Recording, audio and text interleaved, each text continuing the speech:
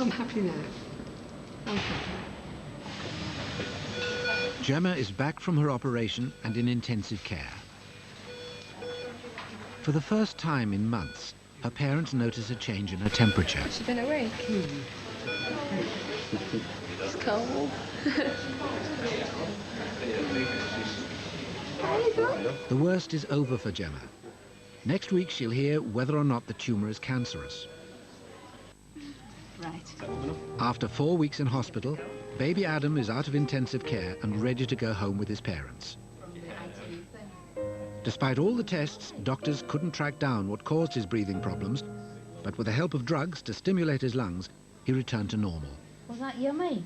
That was delish. Was that yummy?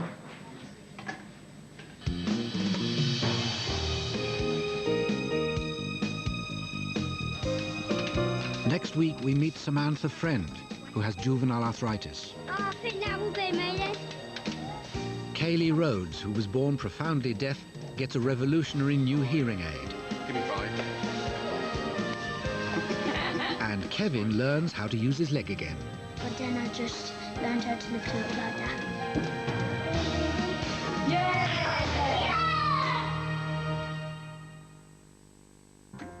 How many triangles can you see?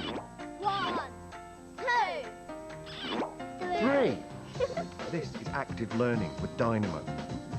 It's a new way for your kids to learn across television, books and the internet. 4, 5. Through words and number games, you and your kids can enjoy learning by doing. Dynamo. Join in with active learning.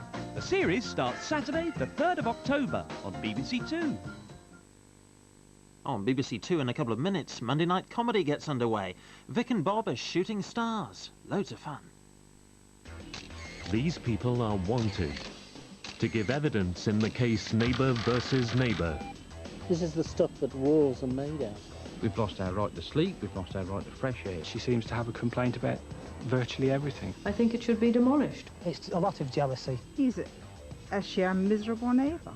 I haven't had a solid night's sleep for 18 months. The evidence will be heard. The neighbours are still at war in half an hour on BBC One. The 9 o'clock news, first on BBC One, with Peter Sissons in Washington and Edward Sturton in London.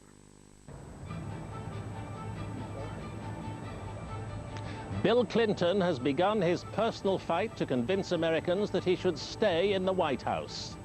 Ignoring the threat of impeachment, but buoyed by opinion polls, he reminded Americans that with him as president, they've never had it so good. And the other headlines tonight at the TUC conference in Blackpool, John Prescott has dismissed union fears that Britain is on the brink of recession. And men who suffer from impotence will have to wait before they know whether they'll get viagra on the NHS.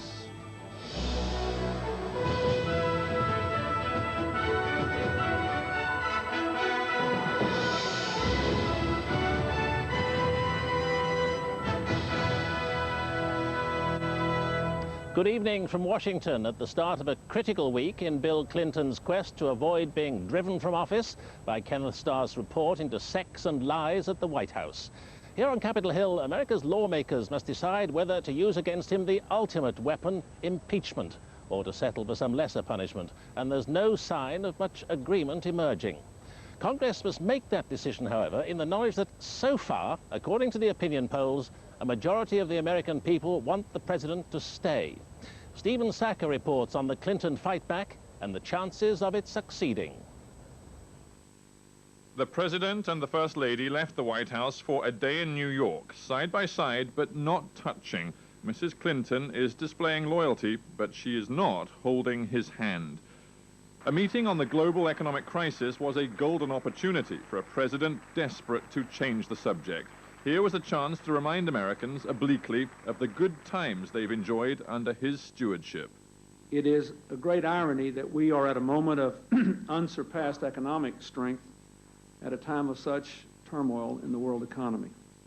The president says he wants to get back to the business of the American people, building on his economic achievements. The aim to draw a line under the Lewinsky scandal. But serious charges, repeated perjury and obstruction of justice now hang over Mr. Clinton.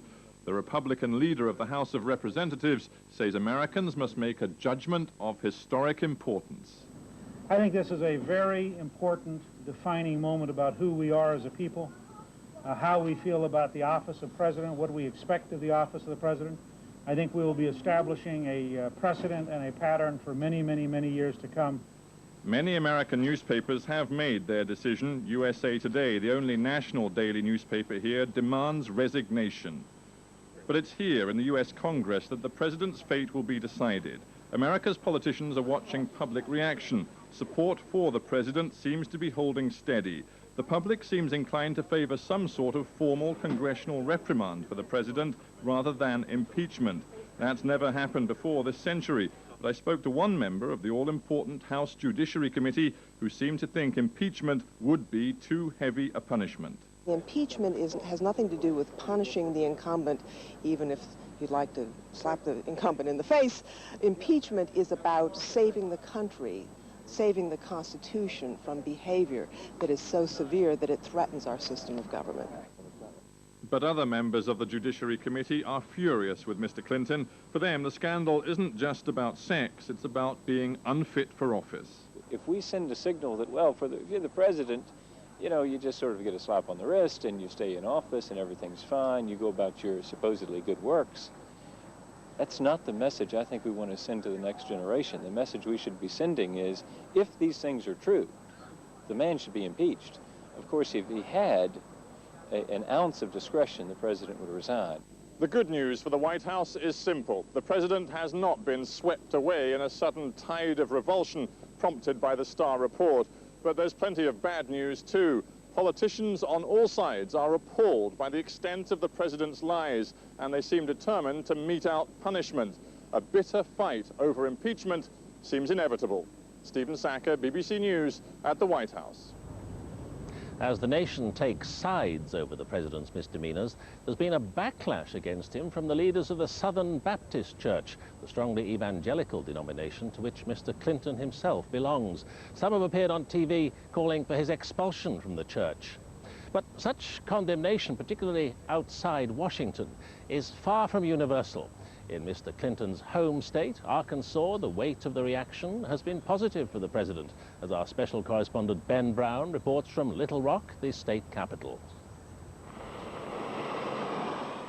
He is Arkansas's most famous son. Visitors come here just to see where President Clinton grew up. But while some people in the state say he's brought shame upon it, most are still proud of the local boy made good, especially the waitresses at his favourite restaurant, this steakhouse in Little Rock. I think he's a good president. And which president hasn't lied about something? Which politician hasn't lied about something? As long as he's not screwing the country, I don't care what he does. Among the worshippers at Mr. Clinton's church in Little Rock are some of his best friends. They're standing by him too, despite demands from several Southern Baptist leaders that he should be expelled from this congregation. He was my husband's best man in our wedding, and we're just going to stay behind him. He is a friend. And this is when he needs his friends. Is there shock here about what he's done? I think people being very quiet. I'm a friend of Bill Clinton's, and I have been, and I am, and I will be. Are you planning to speak to the president? Mr. Clinton's preacher has been trying to help him through this crisis. I think of the president, first of all, as a person, not as a president who's married, has a child, and that's my concern as a pastor. Despite the calls for Bill Clinton to be thrown out of this church, most members of his own congregation here don't want that to happen. Like much of America, it seems, they are ready to forgive the wrongdoings of the president, if not to forget. But another preacher who conducted the Clintons' wedding ceremony now says that the president should seek psychological help. I do feel like that people who are in this kind of crisis really need professional, psychological, marital, and spiritual counseling. Just down the road is Slick Willie's, a bar that bears the president's nickname. Here, a woman who claims Bill Clinton once tried to have extramarital sex with her says the president cannot stop lying. He's not sorry for what he's done. He hasn't been sorry for any of the things he's done. It was not genuine. What do you think should happen to him? I think he should be forced to resign, which hopefully he will be. Little Rock. So you all must be very proud of your former governor. For comedians visiting the clubs of Arkansas, the Clinton scandal is the obvious talking point. How many people think he fooled around? How many people don't care? There you go. And Mr. Clinton's hoping that most Americans outside Arkansas don't care either.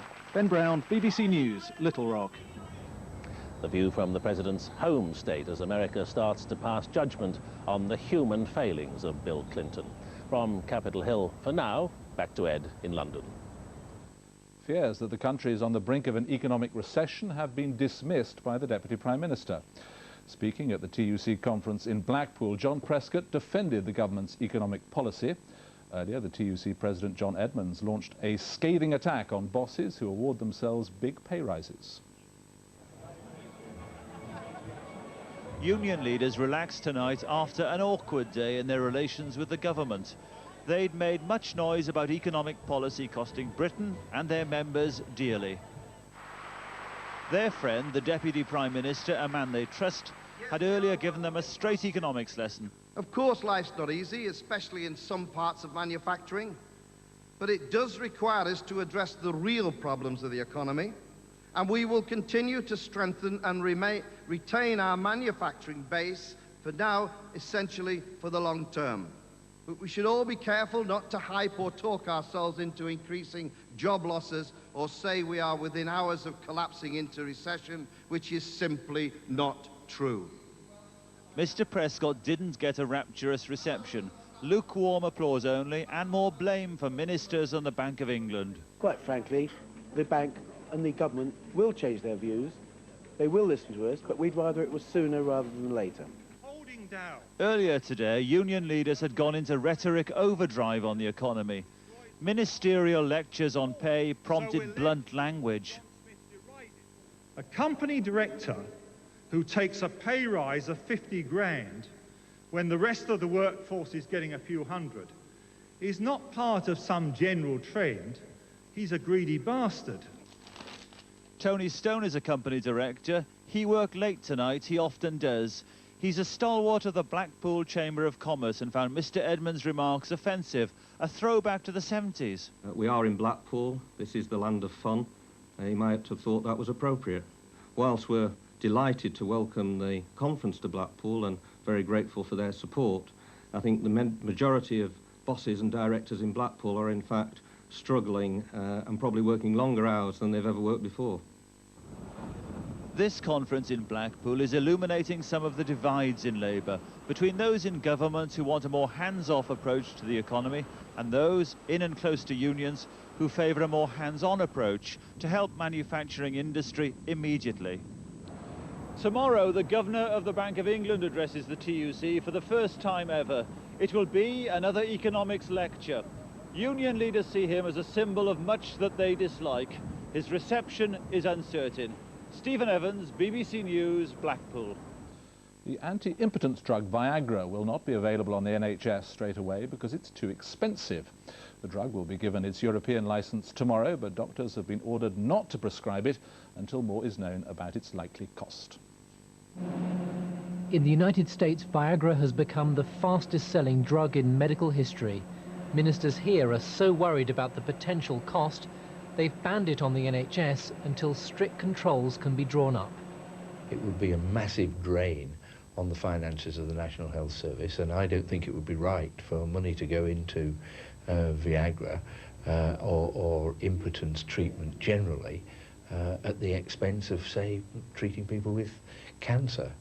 The manufacturers, Pfizer, are bitterly disappointed by the ban and point out that from tomorrow the drug will be freely available across Europe. The country that discovered Viagra for the world its government has seen fit to place restrictions on the availability of the drug, and to me that's not only is it ironic, but it's very sad. No one knows how many patients will ask for Viagra. It's thought 2 million men here suffer from impotence. The NHS will have to pay nearly £5 a tablet. Official estimates suggest it could cost the health service £50 to £150 million a year. But men can already get it through a growing number of private clinics if they're prepared to pay. Nigel McHale, a Nottinghamshire GP, is prescribing it to men as old as 72. He has no access to their medical records, but does examine them and asks them to fill out a questionnaire. I'm only charging £12 compared to other supplies at £20. And it's an interesting sideline. Yes, I have small children, a large mortgage, and if I do earn some money out of it, that's not going to go amiss. But it's a nice part of the work. You meet some nice men. Doctors who specialise in treating impotence say it's unfair to deny Viagra to those who can't afford to go private. Many of them have pinned their hopes on Viagra because they're not keen to try injection therapy or some of the other treatments available at the moment. And these people are going to either have to save up and buy a few Viagra for a special occasion, or they're just going to have to wait until this policy is revised, which I'm sure it will be at some stage in the future. When Viagra is finally made available on the NHS, it will be strictly rationed. Those who can't afford to buy it privately are unlikely to be able to get it direct from their GP, but instead will be referred to a hospital specialist, which will involve a long wait for treatment. Fergus Walsh, BBC News. The Northern Ireland Assembly has held its first business session at Stormont. The First Minister, David Trimble, spoke of his hopes of creating a pluralist parliament for a pluralist people, serving both Catholics and Protestants effectively and efficiently. It's another week in the peace process and another advance. The parties gathered for the new Northern Ireland Assembly's first sitting in Parliament buildings at Stormont, parties representing virtually every shade of opinion. The sitting began with the silence for those who'd been killed in Omagh and elsewhere. Then Unionist, Loyalist, Nationalist and Republican got down to business, and in a way the significance lay in the technical, almost everyday nature of the proceedings. Wrangles over the use of the Irish language, the flying of the Union flag, membership of committees and so on. Old political enemies beginning to do real nuts and bolts business. And I know that Unionists and Republicans have inflicted great hurt upon each other. I hear the catcalls from the other bench. And the gap between us isn't just the space of floor which is between us. I want to make friends with Dr. Paisley and with those who he represents. The First Minister and his deputy summed up the day at a news conference. The fact that we are all together, as pointed out by a number of speeches, all parties together, and all parties discussing those nuts and bolts in a reasonably amicable atmosphere, without any of the passions that you saw being expressed during the time of the referendum campaign, shows just how far we've come in a very short time. And there was a warning about the task that lies ahead. We have got a remarkable amount of work to do in a very short period of time. Somebody made the comment that we have 2 months in which to do what other places have got 2 years to do. I think that's a good thing. It will concentrate all of our minds on it. The Assembly's first day here has ended, and despite the disputes and the political problems ahead, there was more positive and constructive debate than might have been expected. As first working days go, this one has augured well. Dennis Murray, BBC News, in Parliament Building, Stormont. The electricity supply industry opened up to competition today under new rules that could lead to lower bills for homes and businesses. For the first time, consumers in some parts of the country will be able to choose which company supplies their power. The scheme will be extended across the country between now and next June, and the battle to win customers is expected to be fierce. The high street banks have adopted a new code of practice following criticism that they've been treating their customers unfairly. Consumer groups say the banks and former building societies have been using sharp practices to attract new customers at the expense of existing savers. Another former Doncaster councillor has been jailed for 8 months after being found guilty of fiddling his expenses. Mick Collins, an ex-member of the Labour-run council, claimed £2,000 after making 4 bogus claims. He also pleaded guilty to charges of false accounting in connection with Christmas raffle money from his local Labour club. Members of the world's 7 leading industrial nations have met to discuss the ongoing problems with some of the world's major economies. The economic crisis has been made worse by the slump in the price of oil worldwide. Since the end of last year, the average benchmark price of crude oil has fallen to just over $12 a barrel, so low it's feared it could help trigger a global recession. The slump in oil prices comes as BP prepares to line up with the American oil giant Amoco in one of the world's largest merger deals. Our business correspondent Greg Wood has this special report for the 9 o'clock news. 30 miles offshore in the Gulf of Mexico, BP is taking on supplies at one of its platforms. The British oil company and its new partner Amoco were already big players here in the Gulf.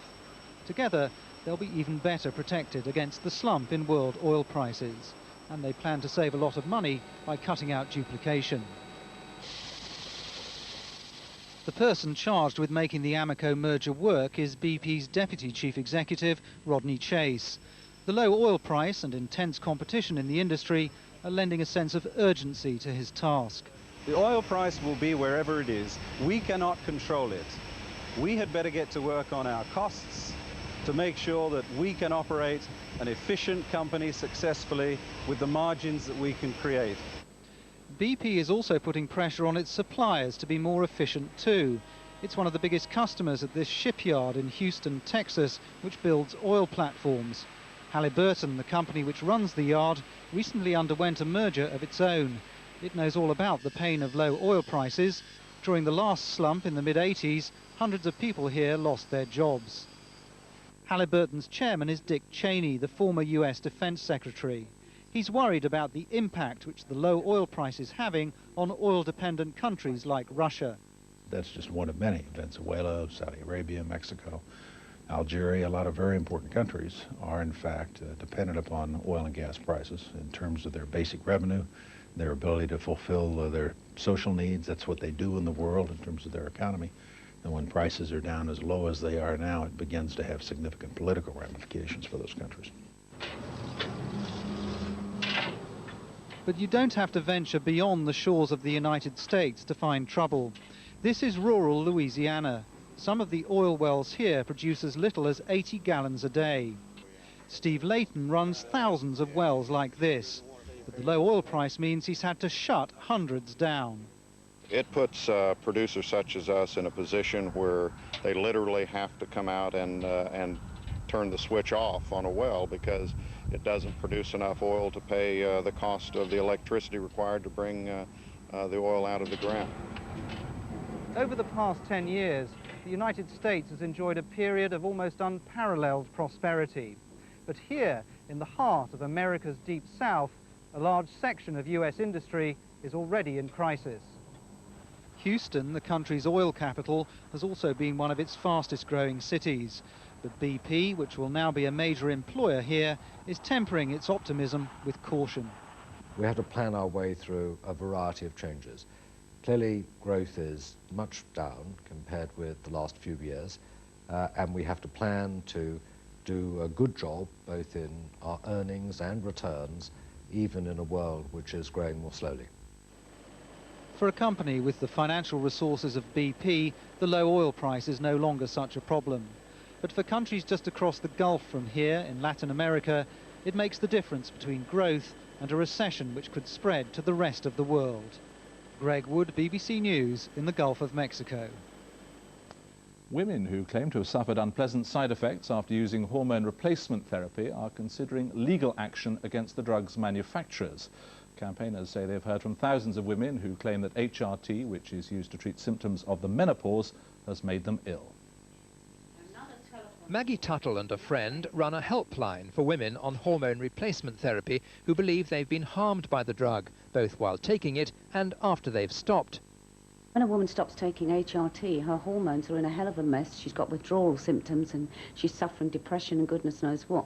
So you're getting side effects with HRT and side effects off of HRT, but there's nowhere she can go.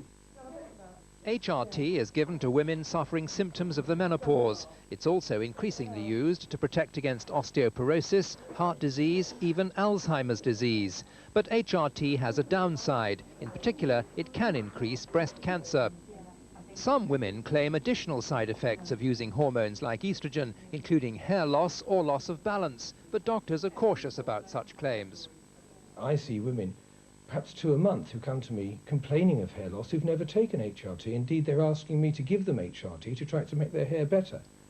I do not know of any evidence that estrogens impair the ability to walk. Otherwise, girls going through puberty would suddenly start falling sideways. Doctors say the decision on whether to prescribe HRT should take into account the woman's individual circumstances, her fears and the quality of her life. And they point out that HRT has been used for 30 years and transformed the lives of millions. James Wilkinson, BBC News. The Albanian government has ordered the country's former president to leave the country after violent clashes between his supporters and security forces in the capital, Tirana. Tanks patrolled the streets of the city in a day of unrest. The demonstrators were protesting against the socialist-led government, which they blame for the murder of an opposition politician. It's the worst violence in Albania since the collapse of investment schemes last year, which affected thousands of people.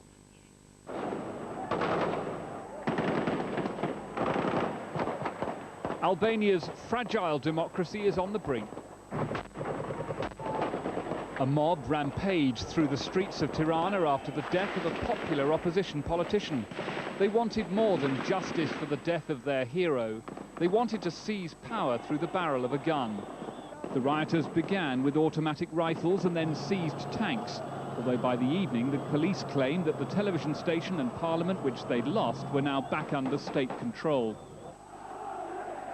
The leader of the opposition, former President Sali Berisha, here comforting the family of his dead colleague, has appealed for calm, but his actions have only fanned the flames.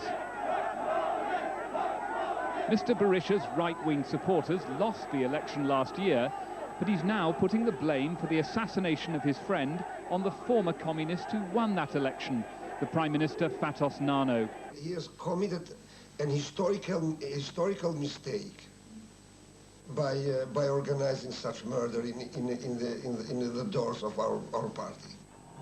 Mr. Berisha wants to build a political comeback on popular discontent. He's said to be ignoring attempts to force him out of the country.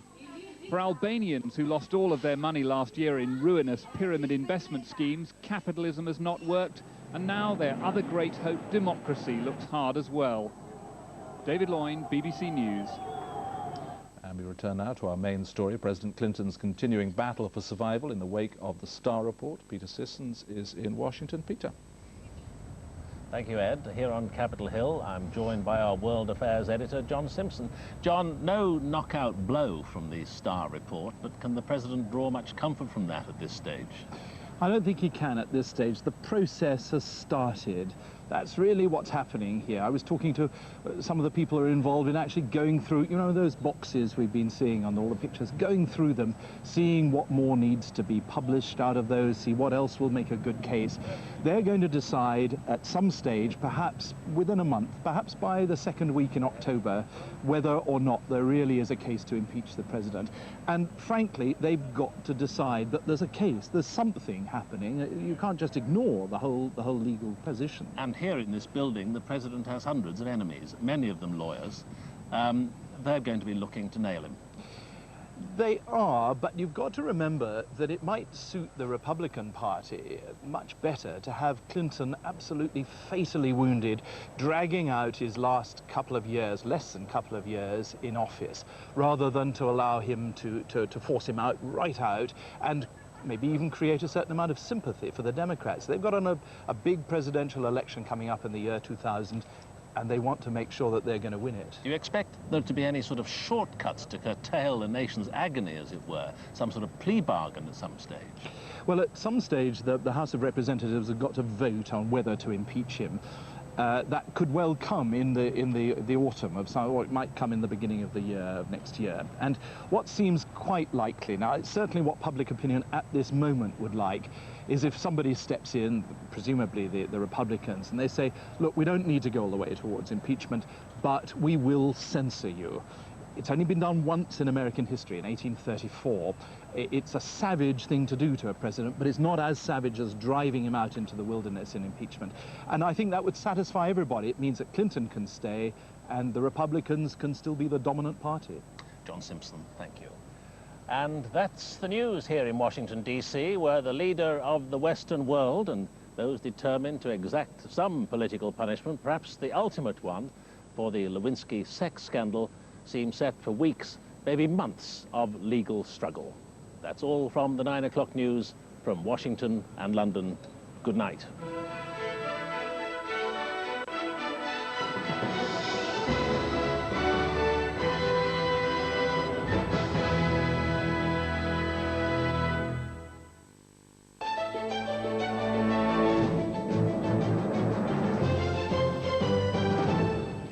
Good evening.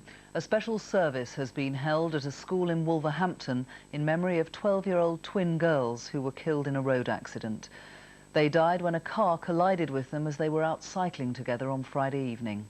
Andy Newman reports.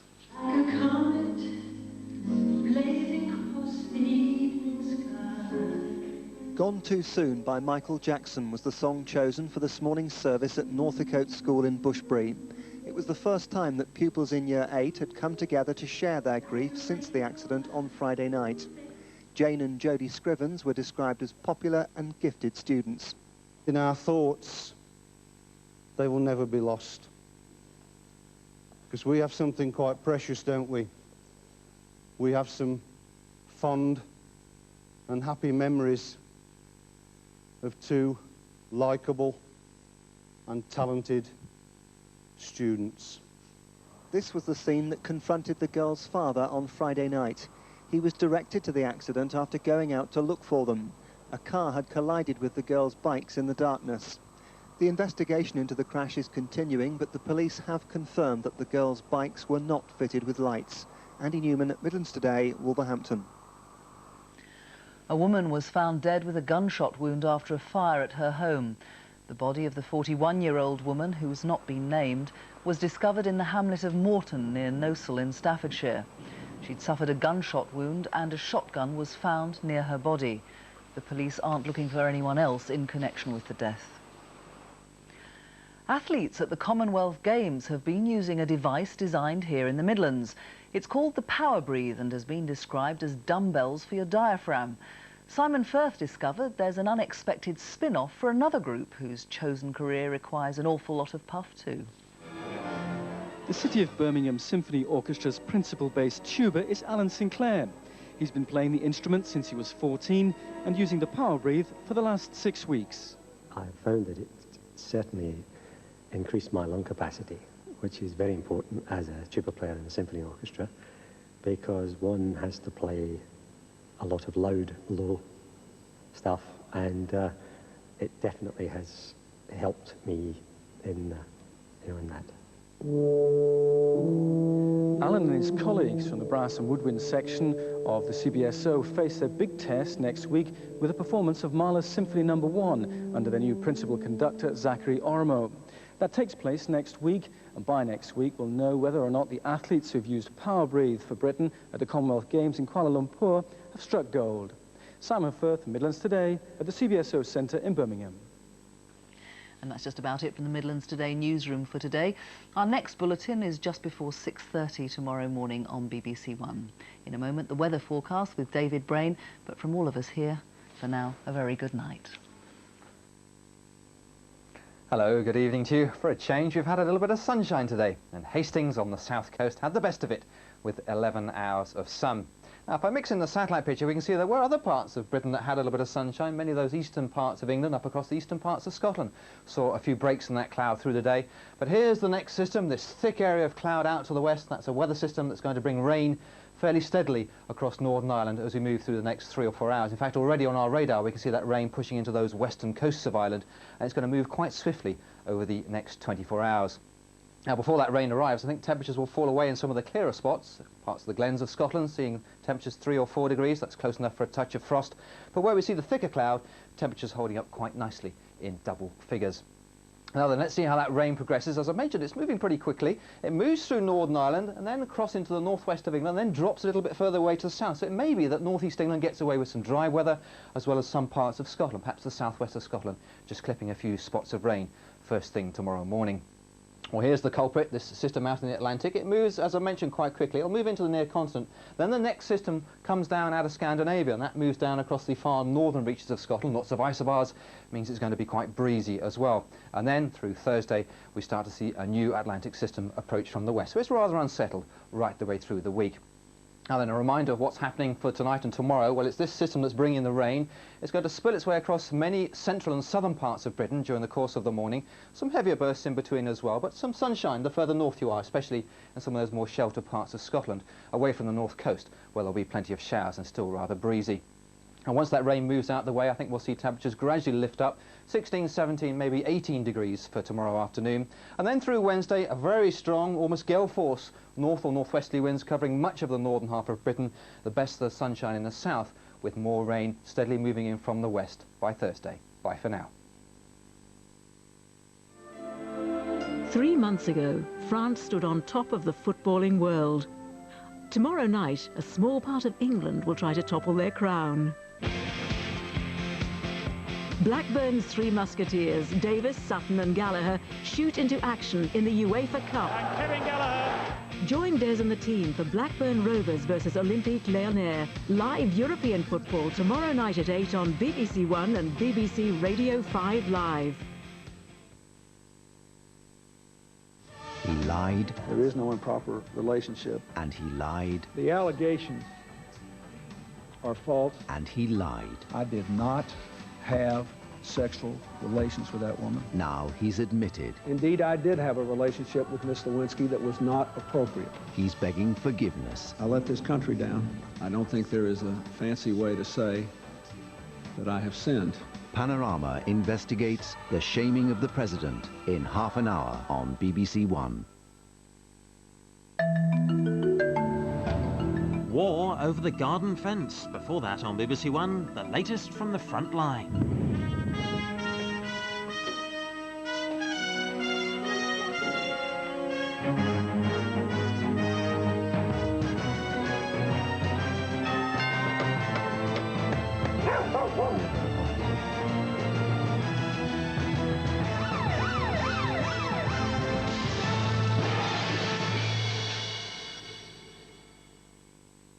Hello, Mr. Rogers. I was just going to ask you if I could... No. I was just going to ask you if I could come on... Leave my property. Across Britain.